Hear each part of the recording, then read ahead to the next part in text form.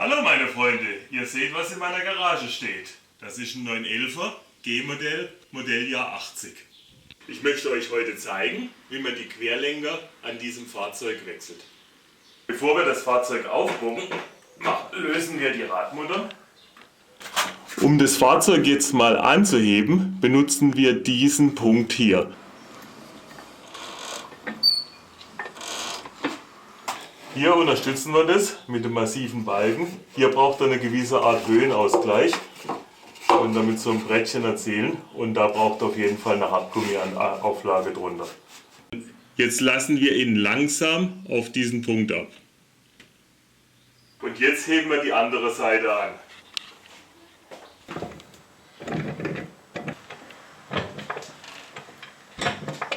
Wenn der Vorderbau mal gut auf Holz steht, können wir jetzt die Räder abnehmen. Und weg kann das Rädchen. Die Verkleidung hier hat zwei 17er Muttern. Die machen wir mal genüsslich auf. Und am hinteren Teil 8er Imbus. Auch die haben sie ergeben. Dann können wir sie komplett ausdrehen. Ich habe hier vorne noch die Mutter ein bisschen drauf, dass nicht alles runterfällt. Und jetzt können wir vorne die Muttern rausmachen. Und dann kommt uns die ganze Verkleidung entgegen. Da wir diese Schraube nur öffnen können, wenn die Verkleidung weg ist, müssen wir jetzt die Halter wieder festmachen. Das heißt, ich schraube die Schrauben hier gerade noch ein bisschen rein. Hat jetzt 13er Schlüsselweite. So, das ist die vordere Schraube. Das können wir jetzt mal gerade so hängen lassen. Ich muss ja noch die andere Seite lösen. So, wenn mal alles lose ist, dann können wir es auch endgültig rausmachen. Erstmal die hintere Imbusschraube, dann fällt das mit der Klammer schon von vorne nach vorne runter.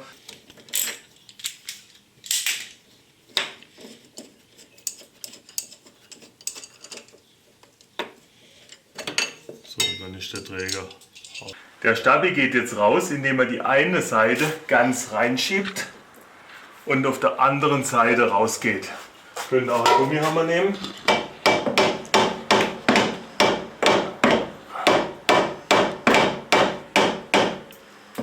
Und wenn die eine Seite Hause ist, geht die andere Seite auch ganz einfach raus. Als nächstes muss diese alte Büchse hier raus. Die können da so langsam mit zwei Schraubenzieher nach innen durchhebeln. Und dann können wir die Buchse so langsam mit Genuss durchtreiben. Und der nächste Schlag. Jetzt haben wir sie schon fast durch. Bringt sie hinten raus und gut ist. Gute Qualität, das Auto ist erst 40 Jahre alt. Zum Ausbau des Querlenkers müssen am vorderen Ende erstmal diese Kappen weg und da ist noch das Schutzrohr für die Klimaanlage drüber. Machen wir das zuerst lose.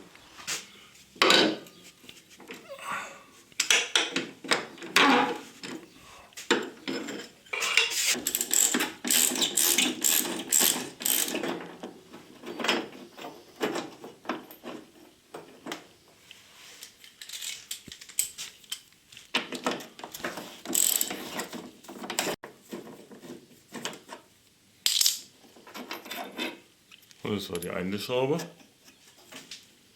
Die andere Schraube. An die mittlere Mutter des Schutzrohrs kommt ihr so dran, oder Schraube. Die Mutter ist unten festgeschraubt. Du hast nachgegeben. Genau. Vor endgültig entnehmen.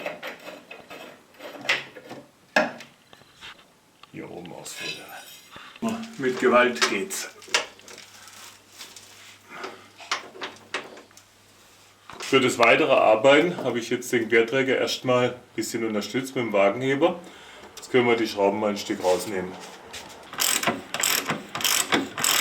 Die Einstellschrauben markiere ich hier oben rot, dass wir genau sehen, wann wir eine Umdrehung haben. Und wir zählen jetzt die Umdrehungen, wo wir brauchen, bis die Schraube hier plan steht.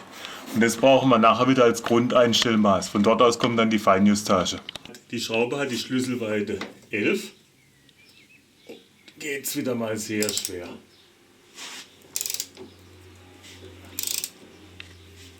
So, die Schraube ist jetzt oben plan mit der Einstellung.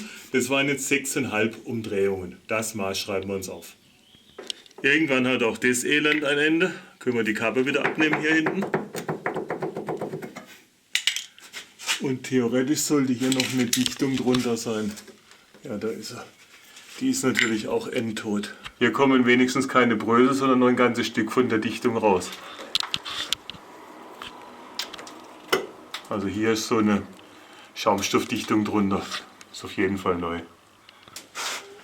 Nach hinten rausnehmen.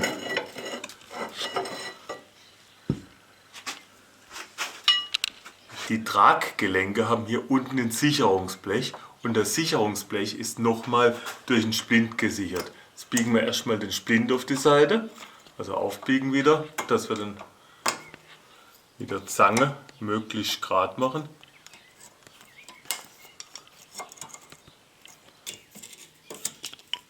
So geht es natürlich auch. Und draußen ist er. Kommt der eh neu rein. Dann kann man die Verdrehsicherung ganz einfach abnehmen. Da die Nut von der Nutmutter hier ziemlich zerdonnert ist, werden wir wohl die Option B wählen. Das heißt, wir machen nicht die Nutmutter auf, sondern wir machen hier oben die sogenannte Keilschraube auf. Wir kriegen ja sowieso neue Traggelenke.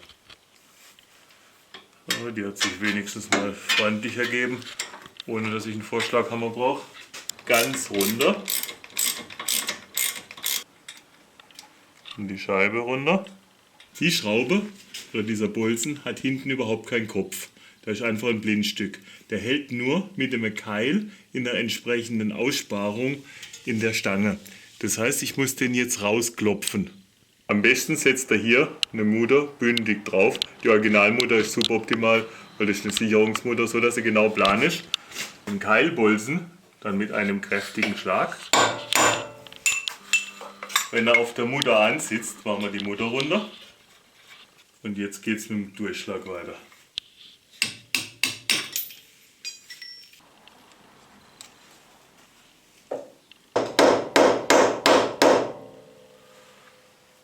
Um das Tragegelenk jetzt rauszubekommen, schlage ich euch eine doppelte Druckmethode vor. Einmal schlagen wir hier einen Keil rein und zum anderen können wir hier drauf hämmern.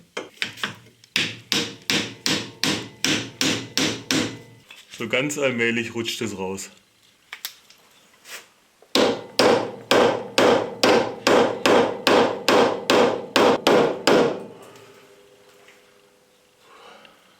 Sind wir schon bis zu dem ganzen Doppelschlaghausen, sonst kann es nicht viel sein.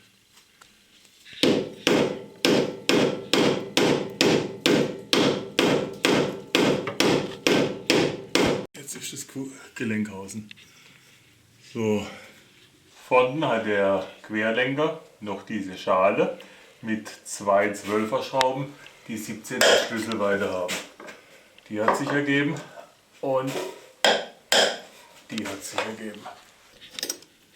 Und dann kommt zumindest die Schale mal raus.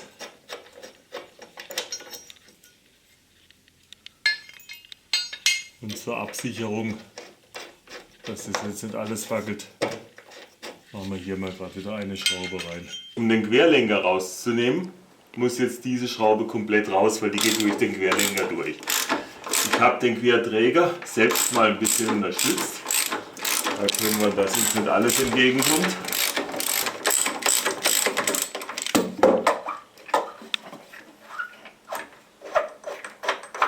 Und wie gesagt, komplett raus mit dem Teil.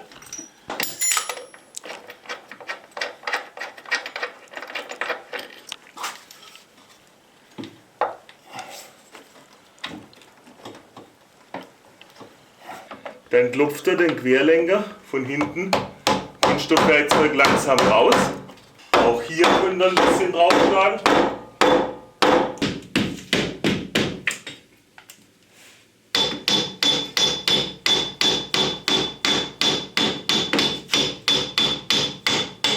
Und wir haben das Teil.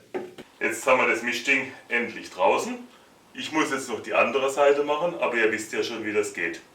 Bevor wir den neuen Querlenker montieren, muss ich neue Buchsen reinmachen. Ich habe jetzt Polyurethan-Buchsen gewählt, die sind eine Nummer härter als die originalen Gummibuchsen. In den Rahmen machen wir ein bisschen Vaseline rein. Die Buchse ist ja zweigeteilt, das heißt, ich drücke jetzt erstmal den unteren Teil zusammen, dass der drin ist. Und jetzt mit 4 Händen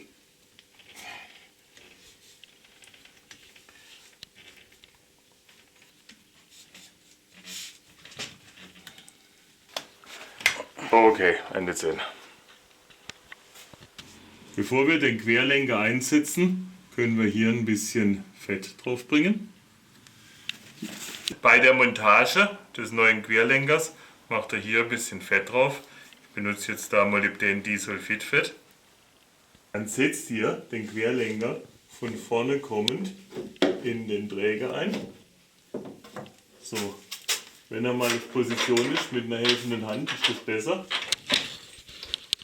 Macht er die Schraube unten rein und gleich auch die Schrauben hier. Dann können wir die hinteren Schrauben mal halbwegs festmachen.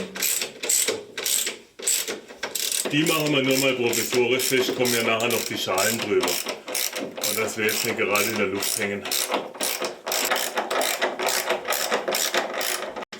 Hinten bei der M12-Schraube bekommt der Querträger 90 Newtonmeter. Also schon ein bisschen was.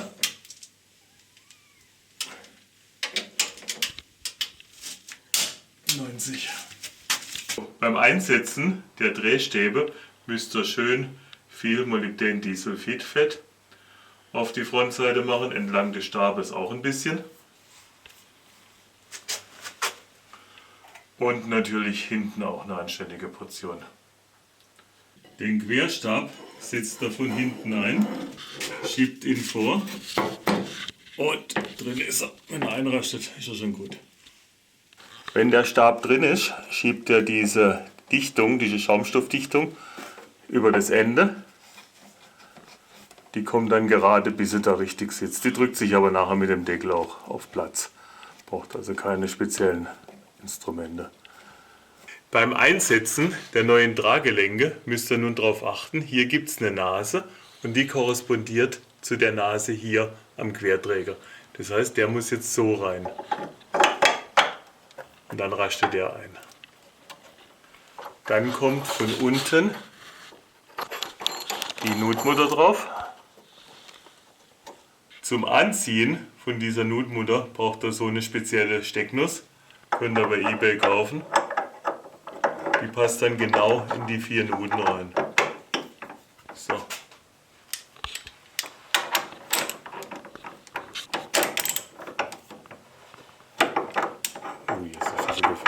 Auf der linken Seite könnt ihr auch die Schutzplatte gleich installieren. Kommt dann hier durch zusammen mit dem Querlenker. Und auf der Rückseite auch noch eine.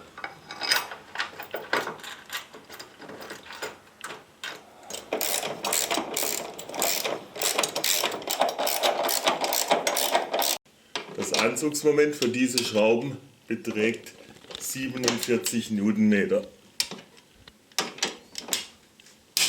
47 und 47 für die Rückseite. Wer eine Klimaanlage hat, hat ja auch noch dieses hübsche Schutzrohr. Das setzen wir jetzt hier ein und da oben kommt es hin. Jetzt hält der Helfer hier, während wir von oben die Schraube einsetzen. Die mittlere Schraube des Schutzbügels kommt dann hier von innen in den Schutzbügel rein.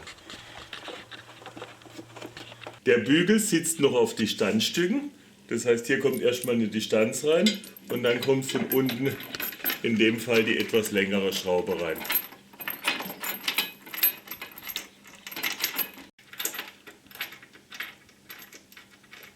Auf der anderen Seite wird die ganze Konstruktion nur von einer Schraube gehalten. Müsst ihr ein bisschen jonglieren, dass ihr das Distanzstück alles durchbekommt und dann ist schon gut. Jetzt drehen wir mal alle Schrauben soweit handfest an.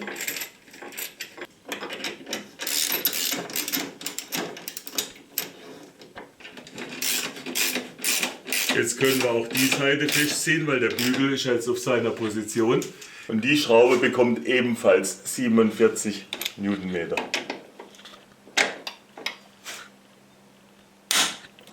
Und 47 Newtonmeter. Und die Schraube oben ziehen wir mit 20 Newtonmeter an. Gut. Wenn ihr den Bolzen hier installiert, muss der so orientiert sein, dass die doppelte Keilform nach innen zeigt. Dann kommt ein bisschen Fett drauf auf den Bolzen. Könnt die Molybden-Sulfidfett nehmen. Dann setzt ihr das Federbein an, rein mit, und jetzt muss er nur noch hoch. Mit ein paar dezenten Hämmerschlägen bekommt er den dann rein. Und jetzt sieht er auch hier innen, wie die Verzahnung kommt. Aha, perfekt. Hier sind wir wunderbar in Position. Schauen wir mal durch das Loch und ihr seht, dass der doppelte Keil wunderbar in Linie ist. Der Bolzen kommt jetzt so rein, dass dieser Doppelkeil hier genau in der Orientierung reinkommt und auf den Bolzen ein bisschen viel, macht ein bisschen Molybden-Disulfidfett. So kommt er rein. Dann können wir mal dezent mit dem Hammer anschlagen.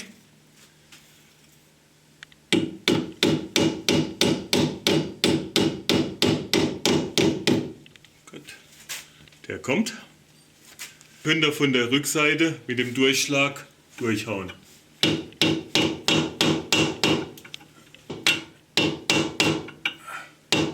Auf die Vorderseite kommt eine Unterlagscheibe und eine neue Sicherungsmutter.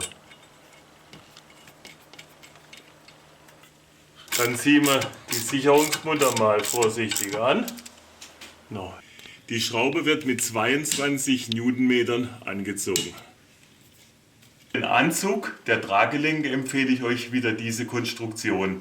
Also erstmal ein bisschen anheben mit dem Wagenheber, dann den guten Holzklotz drunter, sonst rutscht das Ding auf jeden Fall durch.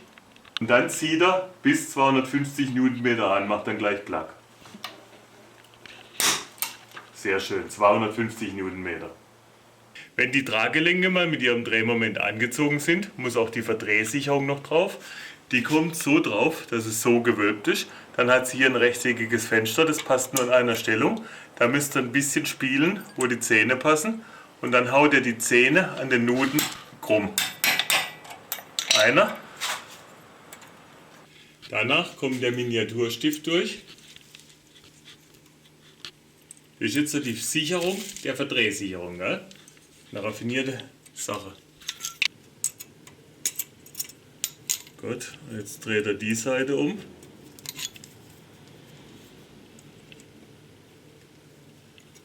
Und die andere Seite.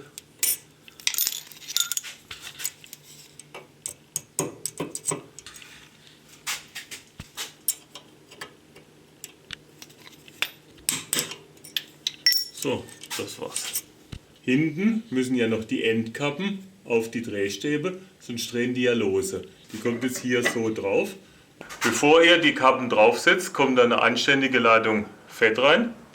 Und dann kommt die Kappe mal am besten so ungefähr mittig drauf. Den Rest des Fetts könnt ihr auf die Schraube machen. Die soll nämlich auch gefettet werden. Und dann kommt die da mal rein. So, ich drehe sie wieder, bis sie plan steht. Oben ist es jetzt genau plan und jetzt drehe ich die Schraube wieder 6,5 Umdrehungen hoch. 1, 2, 3, 4, 5, 6 und die halbe. Damit der Stabi gut reinrutscht, machen wir ein bisschen Flutschi drauf auf die Buchsen. Dann steckt er den mal auf der einen Seite komplett durch.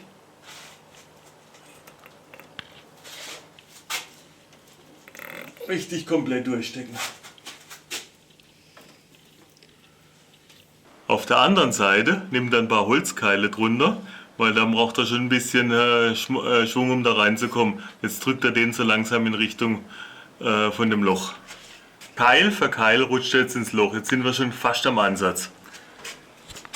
Mit dem viel Gequäle und der Nachhilfe von so einem alten Keilriemen rutscht der Stabi dann rein. Mit ein paar Hammerschlägen rutscht er dann endgültig in Position. Hier kommen natürlich auch nochmal Buchsen drauf, zum Glück sind die ja aufklappbar. Das heißt, ich mache jetzt ein bisschen von dem Spezialfett, von dem mitgelieferten rein. Außenrum natürlich auch. Dann werden die aufgeklappt und sonst sind sie drin. Dann kommt diese Klammer drüber. Bei der Klammer ist es jetzt allerdings so, müsst ihr aufschauen, diese abgewinkelte Seite kommt nach hinten. Auf der anderen Seite natürlich die gleiche Prozedur.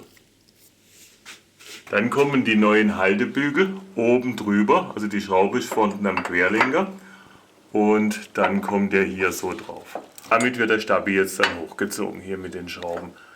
Ich mache die Bolzen vorne immer erstmal provisorisch mit einer Mutter fest. Da kommt ja nachher der Steinschlagschutz noch drunter. Aber einfach, dass das mal hält und nicht mehr wackelt. Dann kommt vorne die M8 Mutter durch.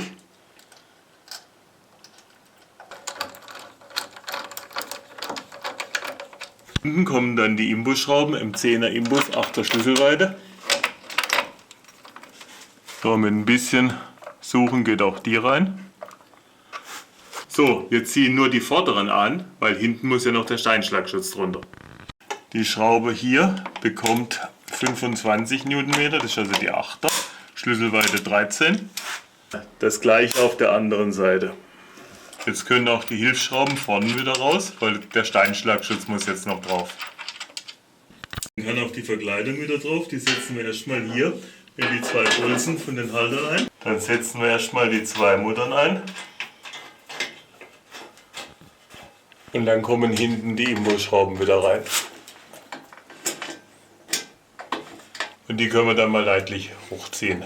Dann kommt das Blech auch in seinen Platz.